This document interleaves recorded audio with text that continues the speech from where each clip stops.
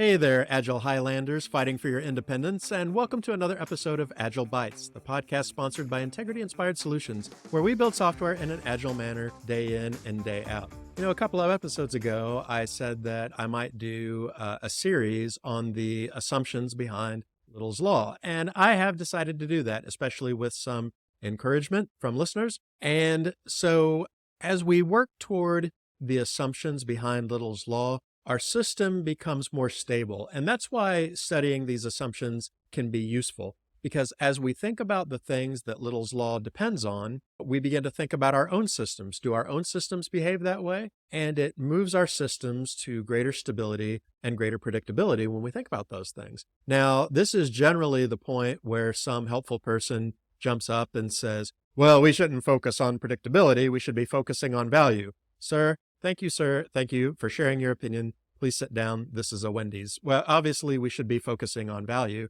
but assuming that we're focusing on value, we can also focus on the stability of our delivery system, and that's what this is about. I said, sir, isn't it interesting that I assumed somebody who would jump up and explain things to me was a man? I wonder if there's a special word for that, where men explain things to you. Anyway, well, I'm a man, and I'm about to explain some things, so here we go. The first assumption of Little's Law is actually that the arrival rate and the departure rates are similar, ideally the same. And this is an aspect that I covered in some detail a couple of episodes ago. It's called Limiting WIP Without WIP Limits. And if you haven't listened to that episode, I encourage you to do so. It really is the beginning of this series. I just didn't know it was at the time, so I didn't announce it that way. But it kind of is. So you might want to go back and listen to that. It really talks a lot about matching your arrival rates and departure rates, how to do that and why that's important. And I don't really want to retread all that ground here, but that's the first assumption. Today, we're going to talk about the second assumption, and that is work that enters your system must leave the system. In other words, if you start something, you have to finish it. I told the story a few episodes ago of when I was doing an engagement somewhere where the stated problem was, we have a developer team that's really slow. It takes them forever to finish something. And so I embedded myself with that team. And over the course of the next couple of weeks, 5 different times, their manager burst into the room and said something along the lines of, everybody stop what you're doing. I had a conversation with the director of IT, and he is really excited about this other initiative, and I think we should pursue that. So quit working on what you were working on and do this other thing. Start these other items. 5 times in 2 weeks. In 10 business days, 5 times, the manager made the team stop in the middle of what they had in progress to start a completely different set of priorities. So they were starting a lot of work. They were finishing virtually none of it. So they looked slow. And from a delivery standpoint, that is maybe an accurate way to describe them, but that's not really what was happening. As a side note, I think that this story also illustrates a very important thing about metrics, and that is that metrics tell you what is happening, but it doesn't tell you why it's happening. So if I were looking at a cumulative flow diagram of a team like this, say that was starting a lot of items, but many of the items got trashed midway so that they could work on other things. If I were looking at like a cumulative flow diagram, or I were looking at arrival rates and departure rates, the arrival rates would be very high, the departure rates would be very, very low. And if I look at those numbers, it might be easy to tell myself a story that, hey, I got a team who just likes to pull in work. They're just pulling in way too much. They're overcommitting, right? They're just starting, and not waiting until they finish. And suppose there's some element of truth to that, but what was really happening was they were abandoning work in the middle, and the metrics didn't really tell me that. So just goes to show that even though the metrics look a certain way,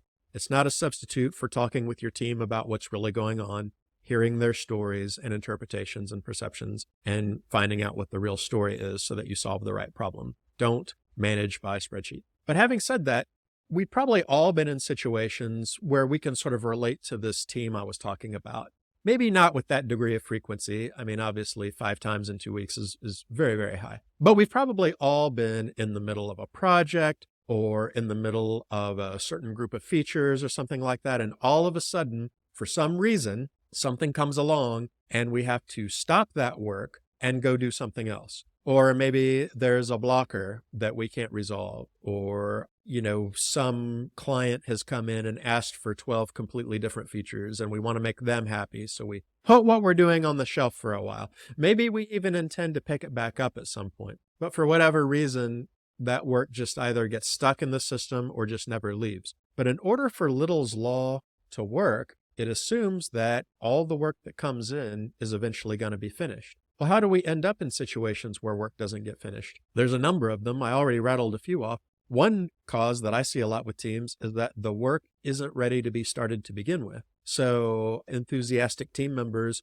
pull the work in, and then we find out that we don't have all the information that we need to start the work, or we thought we were ready to go on something new, but it turns out we're not. This happens a lot when you have developer teams have the capacity for new work, so they pull it, but then someone down the line in QA finds things that they need to fix in some later work item, so they have to take the thing they just started and put it on hold while they go do something else. Or work just gets trashed because of other work. Like I said, these are all things that take work that entered the system and then we abandon it. We may only abandon it temporarily, but we abandon it nonetheless. And we end up with work that either takes an unreasonably long length of time to exit the system, or in some cases never exit the system at all. It just kind of hangs out, or we move it back to the backlog. I mean, how many times have you taken something that was in progress and moved it back into the backlog? Why did you do that? How often does that happen? That's the kind of thing we're talking about, because every time we do that,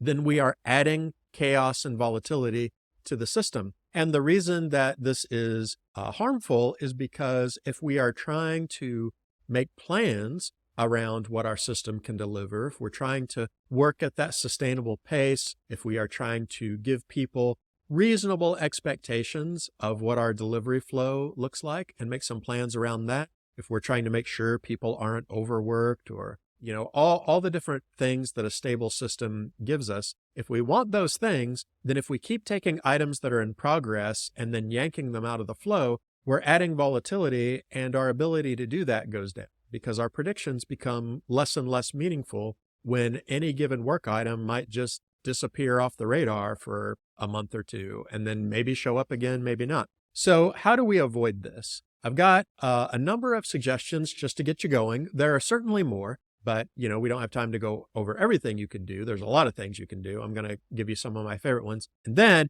if you're a Scrum team, I got a special treat for you. I mean, we all know that sometimes I have a little bit of gentle ribbing about Scrum and our Scrum brothers and sisters. But today I have a special feature just for you, just suggestions just for you Scrum folks on this specific issue. So stay tuned for that. But let's talk to everybody for a while. How do we avoid starting work and then moving it back to the backlog, or it hangs out forever and ever and ever, and we don't work on it for a long period of time, or maybe we just take it out of the system altogether? I want to start out with a piece of advice that I think is applicable to your entire life, actually, and not just Agile software development. I think this is an important principle that serves you well. I think it builds character and trust with the people you have connections with. I am not always really good about what I'm about to share with you, and I struggle with it just as much as everybody else does. But it's this: keep your list of commitments short, but your level of commitment high. Let me say that again. Keep your list of commitments short, but keep the level of commitment high. In other words, the number of things that you commit to, keep that number very low. Only commit to a very small number of things. But when you do, fully commit to those things. In life, there's just a lot of variability. There's a lot of circumstances that happen to us that change our conditions, that change our plans. There's always something shinier that comes along. There's always something that changes in our lives that means that something we used to be able to do, we can't do anymore. Those things always happen. Whenever we make a commitment, we are incurring risk, namely the risk of not being able to meet our commitments, right? So how do we mitigate that risk? Well, there's two basic ways that you do it. One way is that you are loosey-goosey about your level of commitment. And I think this is probably how most people do it, just judging from my own life and the lives of people around me, is we're very quick to say yes to things. We hate saying no to things. So we commit to a lot of things. We make a lot of commitments. And the way we deal with that is we just assume like we're not going to see them all through. Or maybe we intend to see them all through, but that's not realistic, right? And if we were really honest with ourselves, we would know it wasn't realistic. So we keep our list of commitments high and we keep our level of commitment kind of low to middle. We could let this stuff go at any given time. Maybe I won't show up for that meeting I said I was going to be at, or, maybe that thing I said I was going to get to that coworker today, I'm actually going to get to them next week because that's just how it's going to go. And we just have kind of normalized that, right? Saying that we're going to do one thing, but not following through on it. And we all kind of understand that's how life is, and we all give ourselves grace, and that's good. We should. But I would recommend that I think it's better to commit to fewer things and really commit to those few things. And this applies to our software development as well. Software development teams are very bad about saying yes. And we're going to get going on that. Yeah, I know that's important. I'm going to put somebody on it today. Yeah, I know you need that report. I'm going to get right on it. We say stuff like that all the time, but it's not realistic. And because we say stuff like that all the time, we can't realistically do it. And this erodes trust. It maybe avoids a difficult conversation up front, but it introduces a difficult conversation later down the line when we can't do all the things that we said we were going to do in a timely and consistent manner, right? So we really need to adopt this philosophy of let's be slow to commit, but when we do, we are committed. Like we are going to see this thing through to the end because we said we would. And having greater consistency on a smaller amount of commitments builds trust, and it reinforces good behaviors, and it repairs relationships. So think about that as you think about your personal obligations on your team and as you think about your team's obligations to the larger organizations. There are plenty of other things we can do. For example, something I always urge is that user stories should be the smallest deliverable that you can make.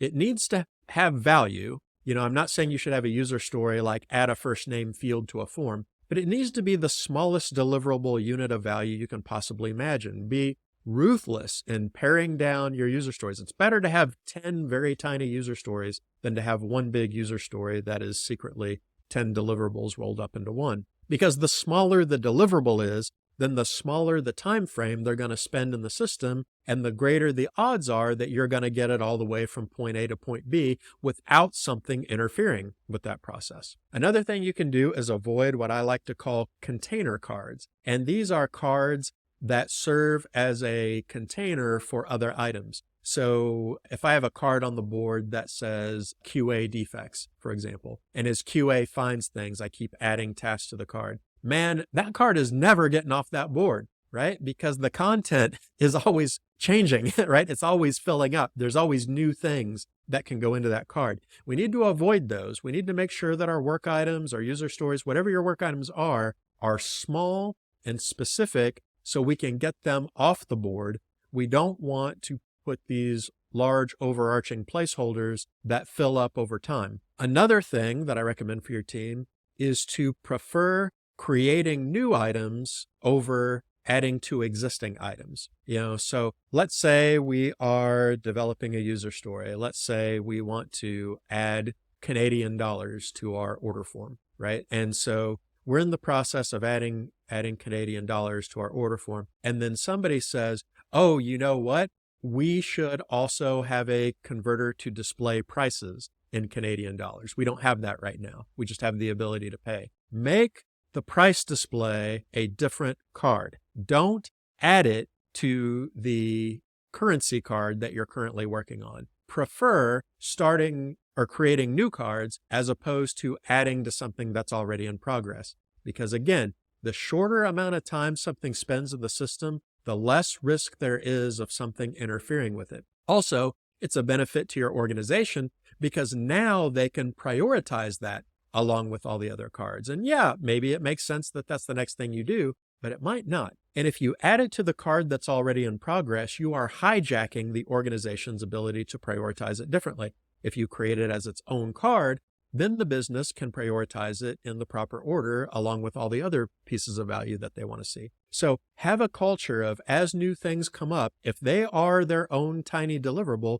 make a new card out of it. Don't keep adding stuff to things that are in progress. Another thing you can do is swarm. put as many people on a work item as you can without, creating a bunch of overhead and people stepping on each other's toes and things like that. Be rigorous about this. And sometimes we do have work items that are one-person jobs, but don't let your developers get away with saying, well, it's not worth it to bring another person onto this. That may be true, but take a look at the list of subtasks under that card. If there's like more than 2 or 3, probably would benefit from at least one other person, right? So put as many people on one item as you can instead of spreading people out over multiple items. Again, the sooner you can get something out of your system, the less likely it is that something will interfere with delivery. So having multiple people on one card as opposed to having one person on multiple cards is going to be preferable. Another thing that you can do is address blockers quickly.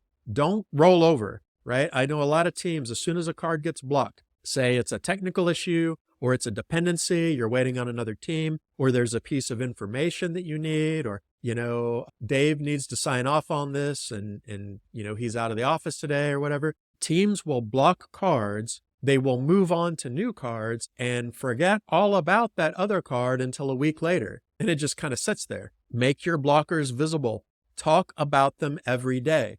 You may not be able to do something about them every day, but they should never drop out of your consciousness. If a card is blocked, that should be something the team is talking about in their daily scrum or daily stand-up every single day. What's the state of this blocker? Is there anything that we can do to move this blocker forward? And then the last suggestion I have for you, and again, there's many more things we could suggest. The last suggestion I have for you is to make sure that you have the mindset of deliver something and iterate on it, as opposed to spend as much time as you can getting it right before you deliver it. This is an agile way to think about feature development. If you need agility, then it's because you don't really know for sure that you've built the right thing. So quit trying to invest in getting everything as full, as gold-plated, as rich as it can be before you get it out the door. Get it out the door and iterate on it. That's the heart and soul of what it means to do exploratory agile development. Now, I'm not saying release low-quality stuff. I'm not saying release incomplete stuff. Your stuff should work, and your stuff should deliver the tiny, tiny increment of value that you've defined in that work item. So definitely make sure those things are the case. But don't keep working on something and keep holding it back.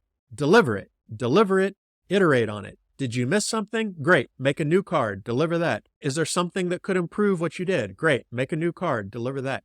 But deliver your thing and get the feedback on it and iterate on it.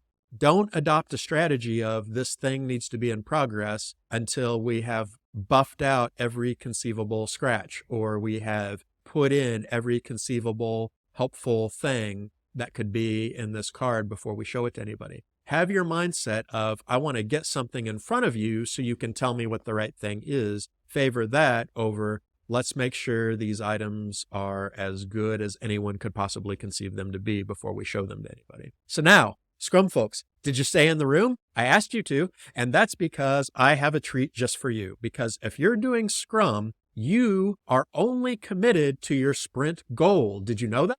Did you know that Scrum teams do not commit to backlog items? They don't. They commit to sprint goals. So your commitment is to achieve the sprint goal. Now, some of you may be thinking, wow, we don't use sprint goals. So A, use sprint goals. B, once you start using sprint goals, I have podcast episodes on that, by the way. Once you start using sprint goals, now you've got a goal to accomplish. When you are doing sprint planning, pull the least amount of work that you can that accomplishes the goal. Because the odds are pretty good that you have PBIs in your backlog and all of them are related to the goal, but not all of them are essentially critical to accomplishing the goal. Be rigorous with yourself. Don't look at a PBI and go, well, this has something to do with our goal, so we should pull it. Don't do that. And definitely don't go, well, we've got extra capacity on the sprint, so let's pull more stuff. Put together the smallest body of things that you can to achieve the goal and do those things. Now, if you've got all kinds of time, if it looks like you're going to have a bunch of time left over on your sprint and you want to pull another item or two and that seems wise and you feel pretty good, about being able to complete that, there's nothing stopping you from doing that. You can put other things into the sprint besides things that are related to your sprint goal. The Scrum Guide doesn't say you can only work on stuff that's related to a sprint goal, but it does say you can't put the sprint goal in jeopardy. So what you want to do is keep your commitment small, accomplish that commitment, and then if you have all this free time, now you can decide what the best way is to spend that time for the rest of the sprint. Maybe it's pulling new work items, maybe it's doing other kinds of activities, but I recommend that tactic because again, that keeps your commitments small. It keeps the batch sizes small, and it increases the likelihood that whatever work has entered into your system is going to leave the system. And then finally, keep the sprints as short as you can, because small sprints mean small goals, and small goals mean small commitments. And that's the name of the game, right? If you really want to make sure that work that you commit to leaves the system, then you want that body of work to be as small as you can make it. And the mechanism that Scrum uses to limit batch size is goal plus sprint length. So you want your sprints to be as small as possible to keep your commitments as small as possible. And really, even if you're not on a Scrum team, any work that you decide to pull in needs to be pretty close to your just-in-time rate of completion, right? So that our commitments stay small. So if you are conscientious about this, if you are thinking about your work, if you're thinking about your team's obligations, and instead of just starting and agreeing and committing to all these things, you have the mindset of, I want to keep my commitment as small as possible, and I want to do whatever I can to get work through the system as quickly as possible and not keep making it bigger, keep adding to it, not letting it sit around because there was a complication, then you're going to get things moving through the system, and you will guarantee that things that you start get finished, and then you will discover that the predictability of your system becomes much more stable. Thanks everyone for listening to Agile Bites. Agile does sometimes bite, but we don't think it always has to. If you enjoyed what you heard today, don't forget to like and subscribe to this podcast on whatever platform you happen to be using. And if you can, leave us a comment because we'd love to hear your feedback. What things would you like to hear about? What things did you hear that were valuable to you today? You can also head over to integrityinspired.com to sign up to our email list. But that's all for today, folks. We'll see you next time.